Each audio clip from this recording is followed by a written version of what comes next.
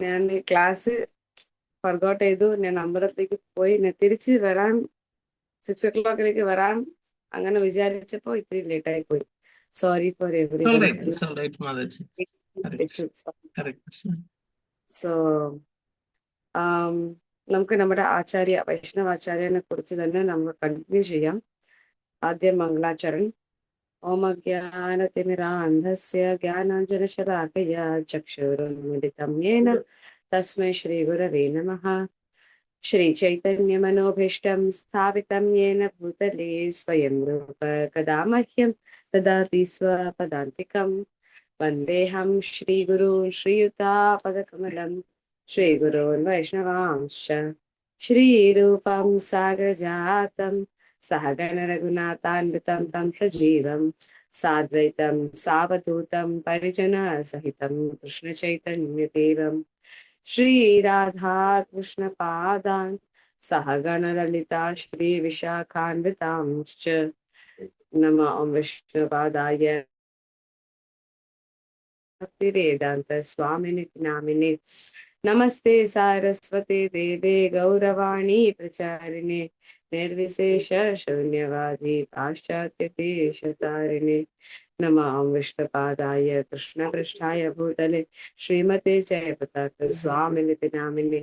നമസ് ആചാര്യപാദായ നിതായ കൃപാപ്രദായിനെ ഗൗരകഥാധാമദായ നഗരഗ്രാമതാരിണേ.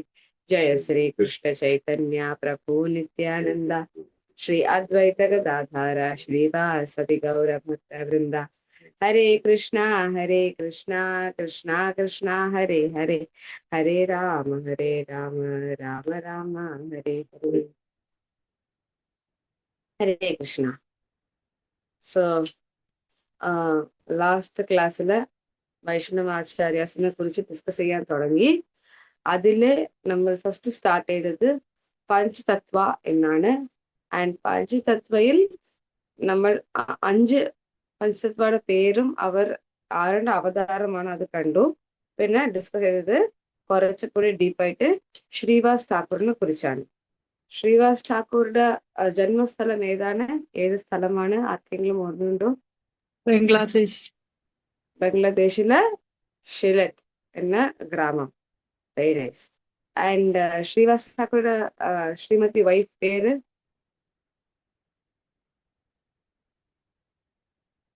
മാലിനി ദേവി എന്നാണോ? മാലിനി ദേവി.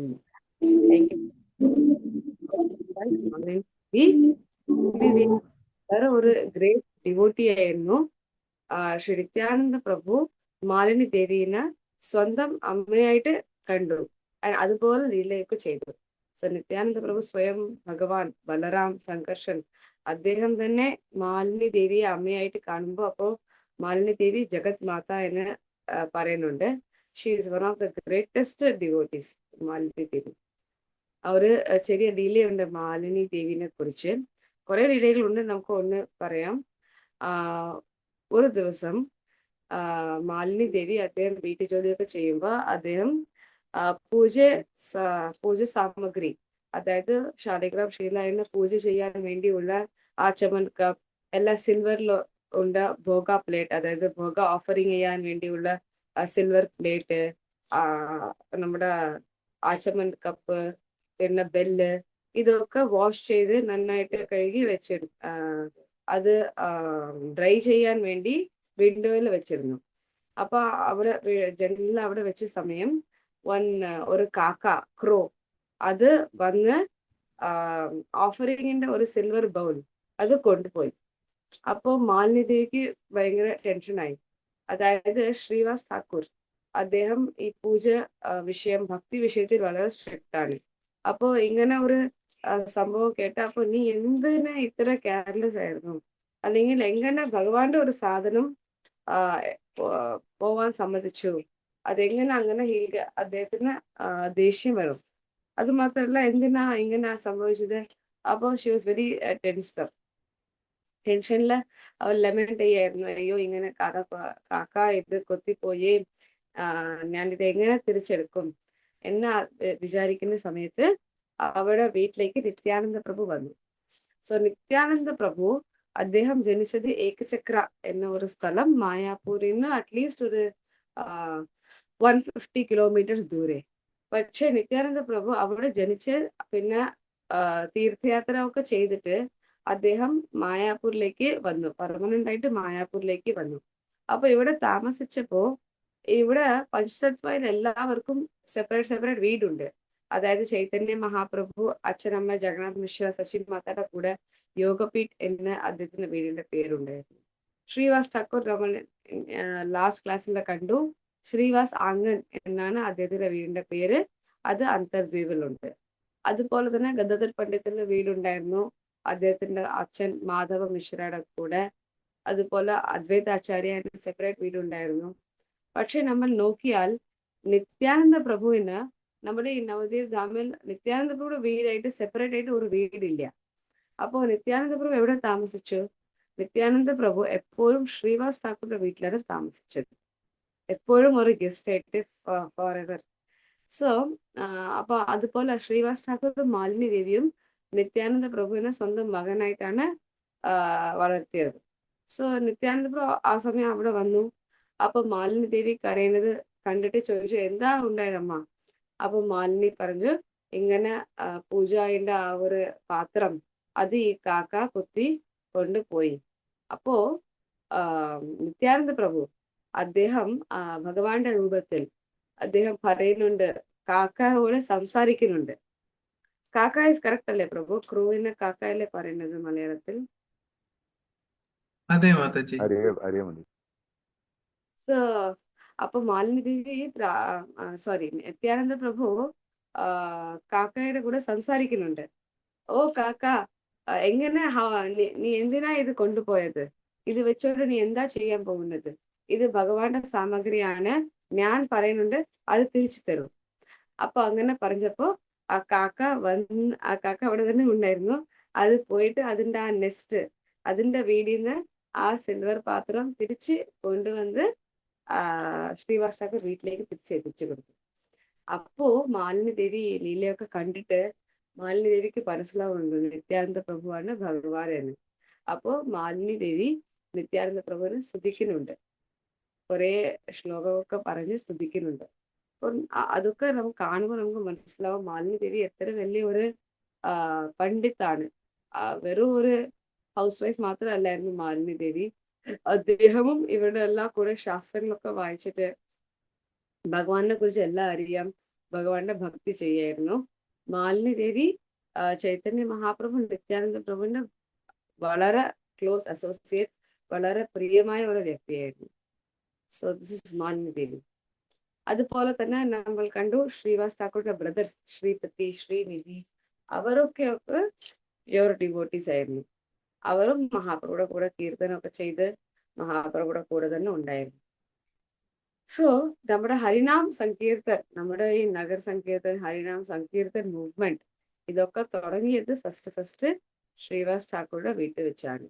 അവിടെയാണ് ആദ്യം ചൈതന്യ മഹാപ്രഭു ഹരിനാം സങ്കീർത്തനം ചെയ്ത് അതിന്റെ ഇനോഗ്രേഷൻ ചെയ്തത്.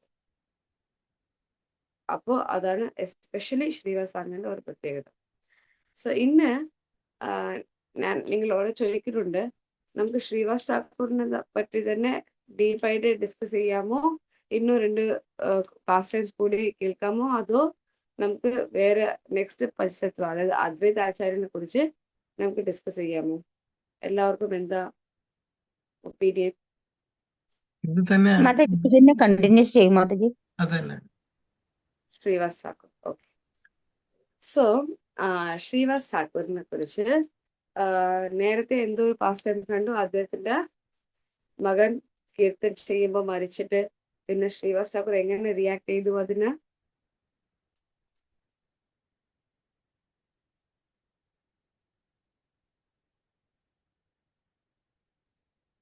കൃഷ്ണ അത് മറച്ചു വെച്ചിട്ട് കീർത്തനം കണ്ടിന്യൂ ചെയ്യാൻ വേണ്ടിയിട്ടുള്ള സാഹചര്യം ഒരുക്കി കൊടുത്തു ഭഗവാൻ. ആ ദുഃഖം പുറത്ത് കാണിക്കാതെ തന്നെ. അപ്പോ ശ്രീവാസ് ഠാക്കൂർ ഇങ്ങനെ ചെയ്തു. ആ ഒരു ആക്ടിവിറ്റിയിൽ നമുക്കെന്ത് ലെസൺ, നമുക്കെന്ത് ശിക്ഷ കിട്ടുന്നുണ്ട്?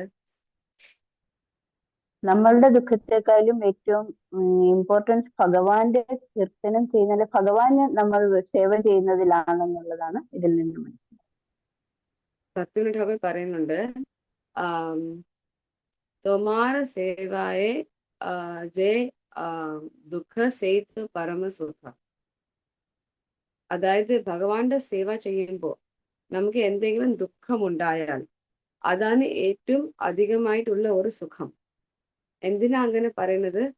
കുറച്ച് നല്ല രീതിയിൽ നമ്മളൊക്കെ നല്ലതായിട്ട് എസ്റ്റാബ്ലിഷ് ചെയ്തിട്ട് നല്ല ഒരു സാഹചര്യത്തിൽ ഭഗവാന്റെ സേവ വളരെ ഈസി ആയിട്ട് ചെയ്യുന്നതും, ഇത്തിരി ഡിഫിക്കൽട്ട് സിറ്റുവേഷനില് ആ ഡിഫിക്കൽട്ട് സിറ്റുവേഷനിലും ഭഗവാനെ ഓർത്ത് ഭഗവാന് വേണ്ടി സേവ ചെയ്ത് കുറച്ച് കഷ്ടപ്പെട്ടാലും ആ കഷ്ടപ്പെട്ട ആ സേവ ചെയ്യുമ്പോൾ നമുക്ക് ഏത് ദുഃഖം ഉണ്ടാവുന്നുണ്ടോ, എന്തൊക്കെ ദുഃഖം നമുക്ക് ഉണ്ടാവുന്നുണ്ടോ, അതാണ് ഒരു ഭക്തൻക്ക് ഏറ്റവും അധികം സുഖം.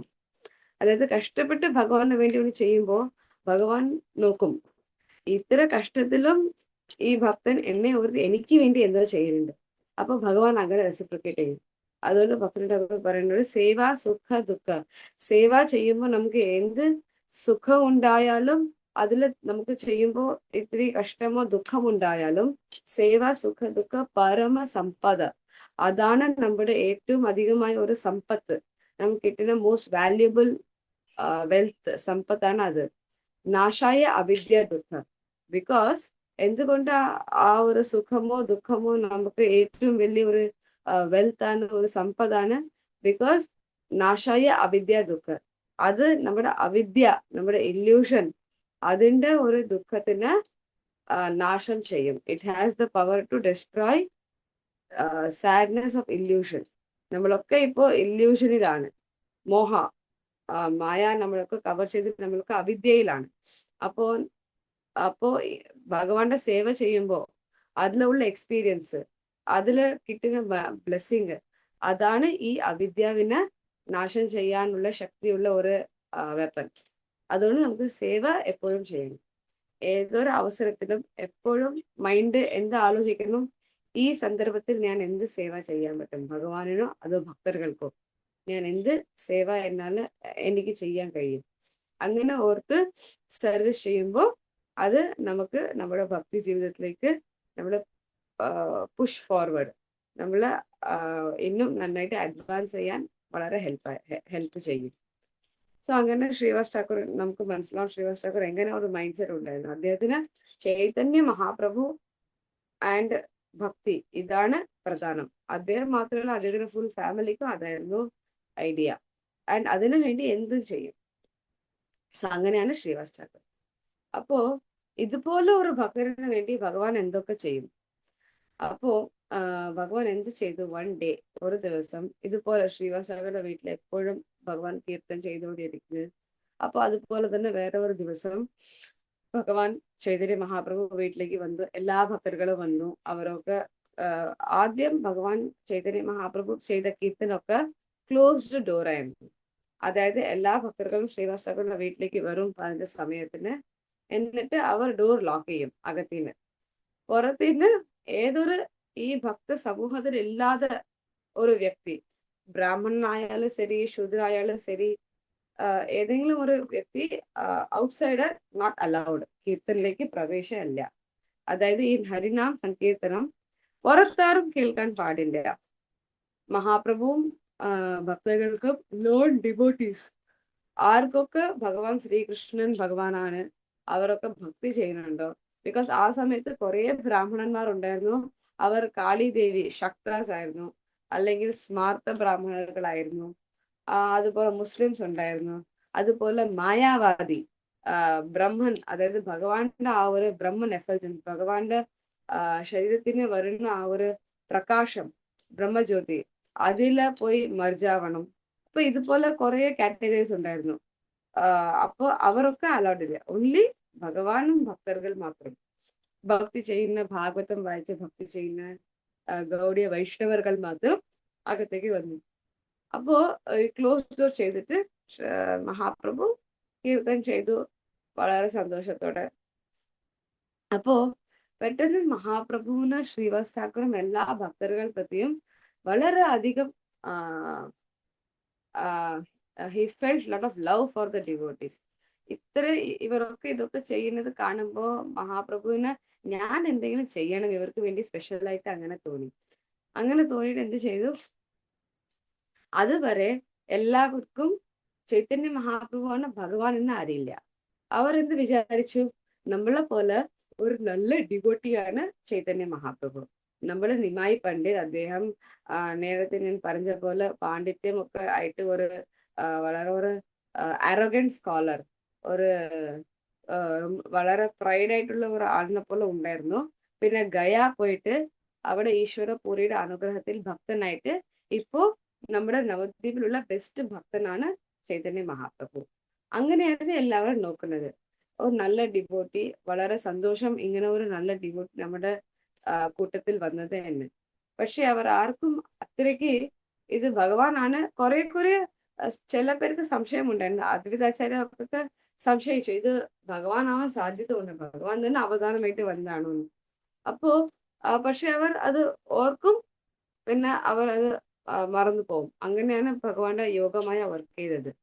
അപ്പോ ഇന്ന് ചൈതന്യ മഹാപ്രഭു തീരുമാനിച്ചു, ഇന്ന് ഞാൻ എല്ലാവർക്കും കാണിച്ചു കൊടുക്കാം ഞാനാണ് ഭഗവാൻ. അപ്പോ ആ ഒരു രസ കൂടി ആസ്വദിക്കാം. അപ്പോ എല്ലാവരും എന്നെ എങ്ങനെ സർവൈവ്, അവർക്കൊക്കെ എങ്ങനെ ഒരു സന്തോഷമാവും ഭഗവാനെ കാണുമ്പോൾ. അപ്പോ നമുക്ക് അത് ഇത്തിരി നമുക്ക് ഇവർക്ക് ആ ഒരു സുഖം കൂടി കൊടുക്കാം. അപ്പൊ അങ്ങനെ വിചാരിച്ചിട്ട് ചൈതന്യ മഹാപ്രഭു എന്ത് ചെയ്തു, പെട്ടെന്ന് കീർത്തൻ നടക്കുമ്പോൾ പെട്ടെന്ന് അദ്ദേഹം അവിടെ ഉള്ള ഡെയ്റ്റി റൂം, ശാലിഗ്രാം ഒക്കെ വെച്ച് ശ്രീവാസ് ഠാക്കൂറിന്റെ ഡെയ്റ്റീസ് ഒക്കെ വെച്ചിട്ട് ആ ഒരു മുറിയിലേക്ക് കയറി. അവിടെ കയറിയിട്ട് അവിടെ ശാലിഗ്രാം ശിലക്ക് ഒരു വ്യാസസനിലാക്ക് വെക്കുന്നത് ഒരു വെള്ളിയുടെ ഒരു ആസനം, അതില് സിംഹാസനം പറയും, അതിലാണ് ത്രോൺ, അതിലാണ് ശാലിഗ്രാം വെച്ചിട്ടുണ്ട്. അപ്പൊ ആ ശാലിഗ്രാം ശിലനെ നോക്കിയിട്ട് ചൈതന്യ മഹാപ്രഭു അവിടെ ആയിരുന്നു. അവിടെ നിന്ന് എല്ലാ ഭക്തർക്കും നോക്കാം, എന്താ മഹാപ്രഭു ചെയ്യുന്നത് ഇങ്ങനെ. പ്രഭു മഹാവിഷ്ണുയുടെ രൂപം എല്ലാവർക്കും കാണിച്ചു കൊടുത്തു. ശ്രീവാസ് ഠാക്കൂറിനും നിത്യാനന്ദ പ്രഭു, അദ്വൈതാചാര്യ, മുരാരി ഗുപ്ത, കുറെ ഭക്തന്മാരുണ്ടായിരുന്നു. എല്ലാവരും ഭഗവാന്റെ മഹാവിഷ്ണു രൂപം കണ്ടു. എല്ലാവർക്കും വളരെ സന്തോഷം. ശ്രീവാസ് ഠാക്കൂറൊക്കെ ആനന്ദത്തിൽ, അവർക്ക് കണ്ണീര് വരുന്നുണ്ട്, അവർക്ക് എന്ത് ചെയ്യണം അറിയില്ല. പിന്നെ കുറച്ച് എല്ലാവരും ഭഗവാനെ സ്തുതിക്കാൻ തുടങ്ങി. ഭഗവാനെ സ്തുതിച്ചു. പിന്നെ ഭഗവാന് ചൈതന്യ മഹാപ്രഭു വേറെ ഒരു ലീല കൂടി ചെയ്തു. അദ്ദേഹം ഈ എല്ലാ ഭക്തന്മാർക്കും ഓരോരോ മൂഡുണ്ടാവും. ഇപ്പോ അവർക്കൊക്കെ ഒരു സ്പെഷ്യൽ രസം ഉണ്ടാവും ഭഗവാന്റെ കൂടെ. എല്ലാ ജീവാക്കും, എല്ലാ ആത്മാവിനും ഭഗവാന്റെ കൂടെ ഒരു സ്പെഷ്യൽ കണക്ഷൻ ഉണ്ട്. നമ്മളൊക്കെ ആദ്യം ഭഗവത്ധാം ആധ്യാത്മിക ലോകത്തിലായിരുന്നു. അവിടെ നിന്ന് ഏതോ ഒരു ചെറിയ സമയത്ത് ഭഗവാൻ വേണ്ടാന്ന് വിചാരിച്ച് നമ്മൾ ഇവിടെ വന്നു. അതുകൊണ്ട് അവിടെ ഉണ്ടായിരുന്നപ്പോ എല്ലാ ആത്മാവിനും ഭഗവാനോട് ഒരു റിലേഷൻ ഉണ്ട്. ഭഗവാന്റെ ഒരു വാത്സല്യ ഭാവത്തിലോ, ദാസ്യഭാവത്തിലോ, സാഖ്യഭാവത്തിലോ, ശാന്തഭാവത്തിലോ, ഏതെങ്കിലും ഒരു ഭാവത്തിൽ ഒരു കണക്ഷൻ ഉണ്ട്. അപ്പോ അത് മാത്രമല്ല, എല്ലാവർക്കും ഭഗവാന് ഒരു വളരെ ഇഷ്ടമാണ്. ലൈക്ക് ഇപ്പൊ ഹനുമാനിന് രാമരൂപമാണ് ഏറ്റവും ഇഷ്ടമുള്ളത്. അതായത് കൃഷ്ണനൊക്കെ ഇഷ്ടമല്ല, അങ്ങനെയല്ല. പക്ഷെ അദ്ദേഹത്തിന് പൂജിക്കുന്ന മൂർത്തി, അദ്ദേഹത്തിന് വളരെ ഇഷ്ടപ്പെട്ട മൂർത്തി, ഇഷ്ടദേവ് രാമചന്ദ്ര ഭഗവാനും. അതുപോലെ എല്ലാ ആത്മാവിനും ഒരു രൂപം ഉണ്ടാവും. ആൻഡ് ഭഗവാൻ വളരെ കരുണാമയമാണ്.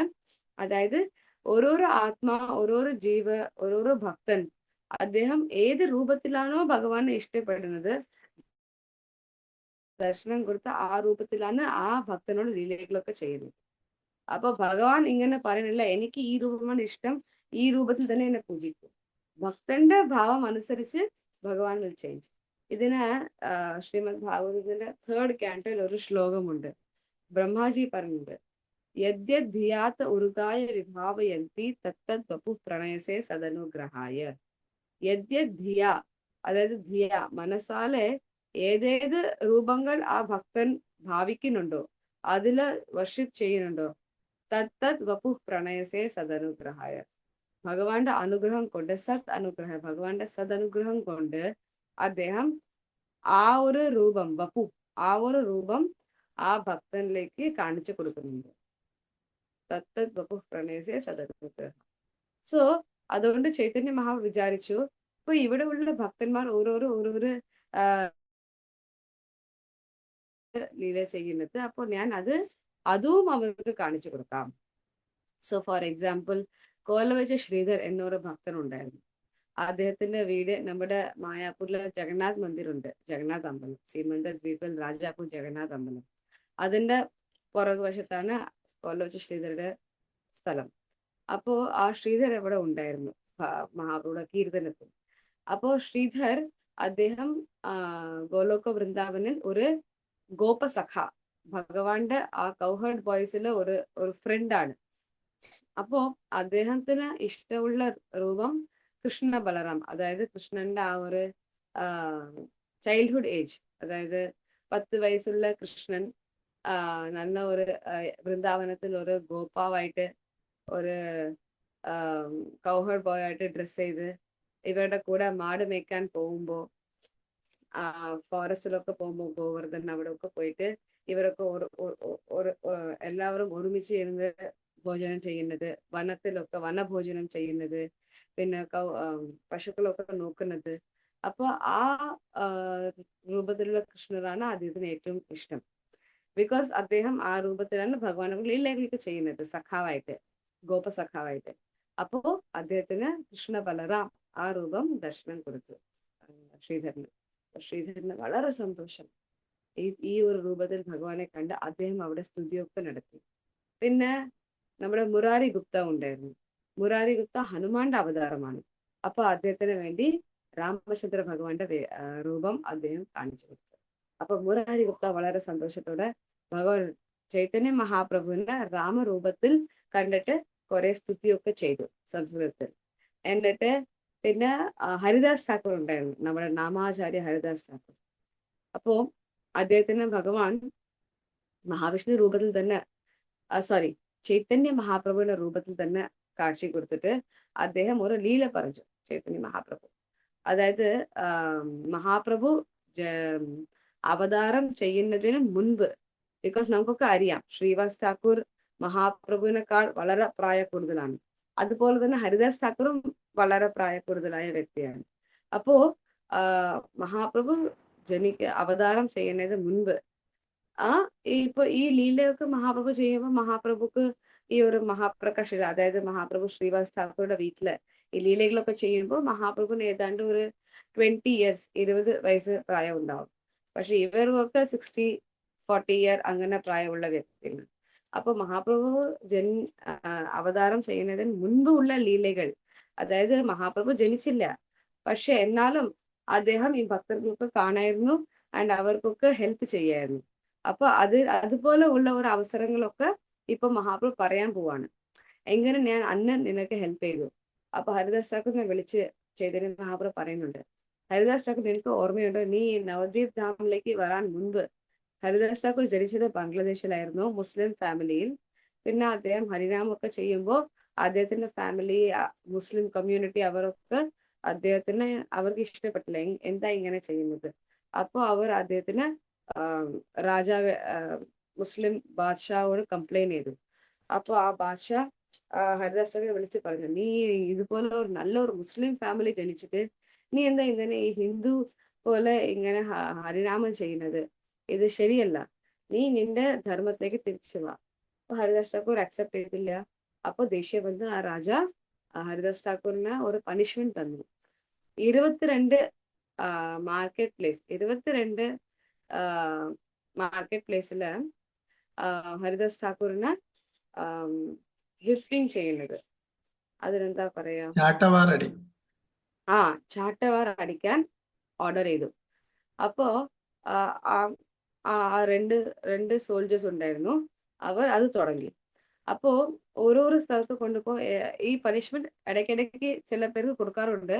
അപ്പൊ പറഞ്ഞിട്ടുണ്ട്, ഒരു മാക്സിമം 2, 3, 4 മാർക്കറ്റ് പ്ലേസിൽ അവർക്ക് ജീവിക്കാൻ കഴിയും. എന്നിട്ട് അവർ മരിച്ചു പോകും. അപ്പോ അല്ലെങ്കിൽ അവർ സോറി പറയും. പക്ഷെ ഹരിദാസ് ഠാക്കൂർ 22 കഴിയുമ്പോഴും അദ്ദേഹത്തിന് ഒന്നും സംഭവിച്ചില്ല.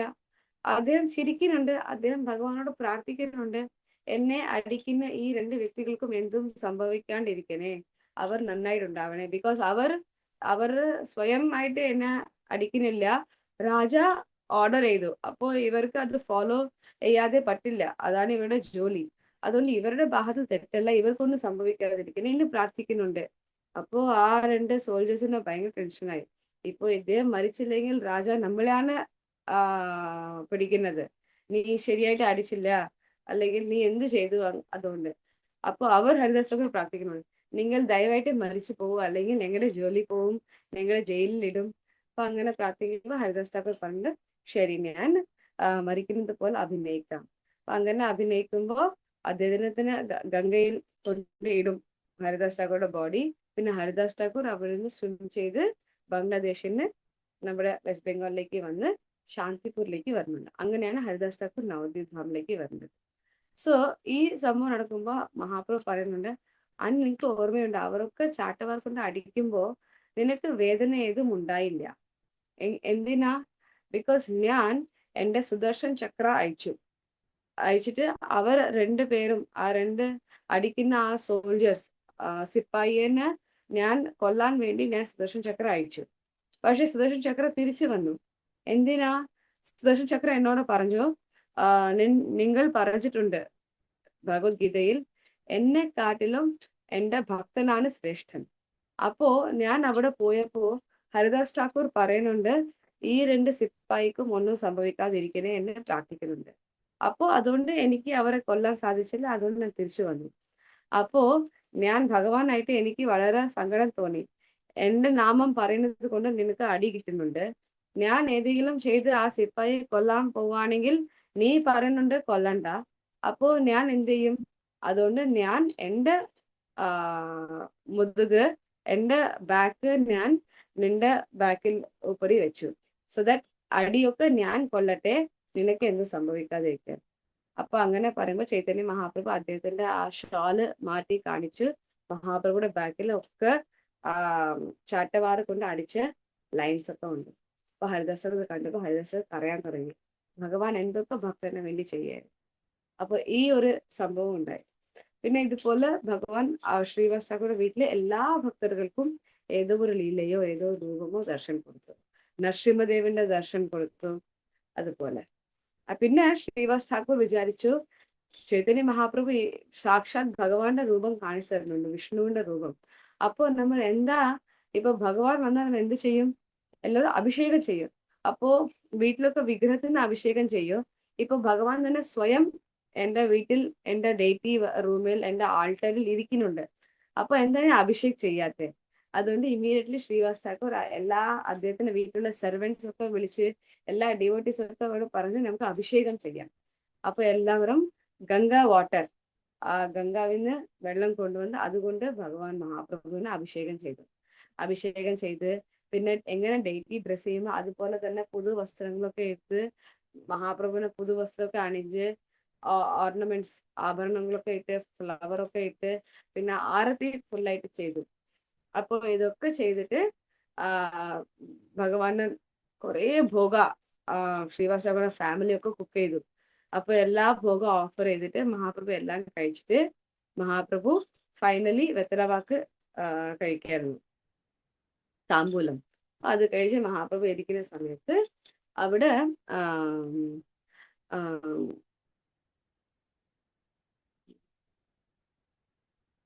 ശ്രീവാസ് ഠാക്കൂറുടെ ബ്രദർ, അവരുടെ മോള് നാരായണി എന്ന് പറയും, ആ കുട്ടിക്ക് വെറും 5 വയസ്സ് പ്രായമുണ്ടായിരുന്നു ആ സമയത്ത്. അപ്പൊ അവൾ അവിടെ കറങ്ങി ഒക്കെ ചുറ്റി വരായിരുന്നു. അവൾ എന്ത് സേവ ചെയ്തു? അവള് കൺഫ്യൂസ് ആയി.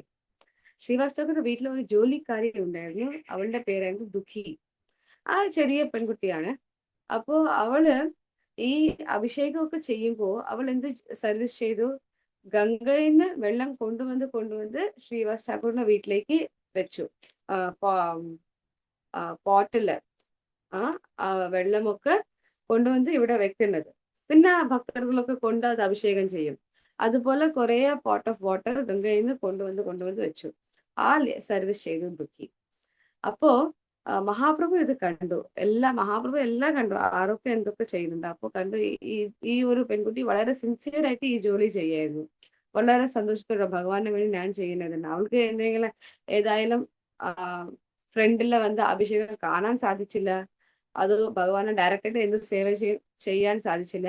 പക്ഷെ ഈ ബാക്ക്ഗ്രൗണ്ട് വർക്ക് ഗംഗ പോയിട്ട് വെള്ളം കൊണ്ടുവന്ന് ഇവിടെ വെക്കുന്നത്, അതുപോലെ അപ്പ് ഡൗൺ ചെയ്യായിരുന്നു. അപ്പോ ചൈതന്യ മഹാപ്രഭു ദുഃഖിയെ വിളിച്ച് പറഞ്ഞു, എനിക്ക് വളരെ സന്തോഷം നീ ഇങ്ങനെ സർവീസ് ചെയ്തത്. നീ ഹരിനാമം പറ, ഹരേ കൃഷ്ണ പറ എന്ന് പറഞ്ഞു. അപ്പൊ മഹാപ്രഭു അത് പറഞ്ഞ് അവളെ ബ്ലെസ് ചെയ്തപ്പോഴേക്കും ദുഃഖീന് എവിടെ നിന്നും കൃഷ്ണ പ്രേമ അകത്ത് വന്നു. അവൾക്ക് ഹരിനാമം അവ പറയാൻ തുടങ്ങി. പിന്നെ അവളാൽ സ്റ്റോപ്പ് ചെയ്യാൻ കഴിയുന്നില്ല. കൃഷ്ണ കൃഷ്ണ കൃഷ്ണ എന്ന് എപ്പോഴും പറയുന്നുണ്ട്. വളരെ സന്തോഷത്തോടെ ഭാവ സ്റ്റേജിലേക്ക് പോയിട്ട് കണ്ണീര് വരുന്നുണ്ട്, രോമാഞ്ചമാവുന്നുണ്ട്. ആൻഡ് അവൾ നോൺ സ്റ്റോപ്പ് ഡാൻസ് ചെയ്തുകൊണ്ട് ഹരി ഹരി കൃഷ്ണ കൃഷ്ണ ഹരേ കൃഷ്ണ മഹാമന്ത്ര ഭഗവാന്റെ നാമം പറഞ്ഞുകൊണ്ടേ ഇരിക്കുന്നു. അപ്പൊ അതുപോലെ ഭഗവാൻ ഡയറക്റ്റ് ആയിട്ട് അവർക്ക് കൃഷ്ണ പ്രേമ മർസി കൊടുത്തു. അപ്പോ മഹാപ്രഭു പറയുന്നുണ്ട്, ശ്രീവാസ് നിന്റെ വീട്ടിലുള്ള ഫാമിലി മെമ്പർ എല്ലാവരും, അതുപോലെ വീട്ടിൽ ജോലി ചെയ്യുന്ന ജോലിക്കാരൊക്കെ, അത് മാത്രമല്ല നിന്റെ വീട്ടിലുള്ള ഏതെങ്കിലും ഒരു അനിമൽ വീട്ടിലെ ചിലപ്പോ ഈ ലിസേർഡ് പല്ലി ഉണ്ടാവും, ഇതൊക്കെ ഉണ്ടാവും, ഇൻസെക്ട്സ് ഏതോ പ്രാണികളൊക്കെ ഉണ്ടാവും. നിന്റെ വീട്ടിലുള്ള എല്ലാ പ്രാണികൾ, നോട്ട് ഓൺലി ഓൾ ആനിമൽസോ എല്ലാ ഇൻസെക്ട് മാത്രമല്ല, നിന്റെ വീട്ടിലുള്ള ഓരോരോ ഡസ്റ്റ്, വീട്ടിലുള്ള മണ്ണ് എല്ലാം കൃഷ്ണപ്രേമേ ഉള്ളൂ. ബിക്കോസ് നീയും നിന്റെ ഫാമിലി ഇത്ര നല്ല ഡിവോട്ടീസ് ആണ്. അതുകൊണ്ട് നിന്റെ വീട്ടിൽ ജോലി ചെയ്യുന്ന വ്യക്തികൾ, നിന്റെ വീട്ടിലുള്ള എല്ലാ ആനിമൽസ്, എല്ലാ പ്ലാന്റ്, ഏതെങ്കിലും പുഷ്പവൃക്ഷങ്ങളോ എല്ലാ വൃക്ഷവും, അത് മാത്രമല്ല ഓരോരോ വീട്ടിലുള്ള ഓരോരോ ഡസ്റ്റ് പാർട്ടിക്കൽ എല്ലാം ഫുൾ ഓഫ് കൃഷ്ണപ്രേമ. അങ്ങനെ മഹാപ്രഭു അനൗൺസ് ചെയ്യുന്നു. അപ്പോ അങ്ങനെയാണ് ശ്രീവാസ് ഠാക്കൂറിന്റെ മഹിമ. സോ ഈ ഒരു ലീല കൂടി ശ്രീവാസ് ഠാക്കൂറുടെ ഗൃഹത്തിൽ സംഭവിച്ചു.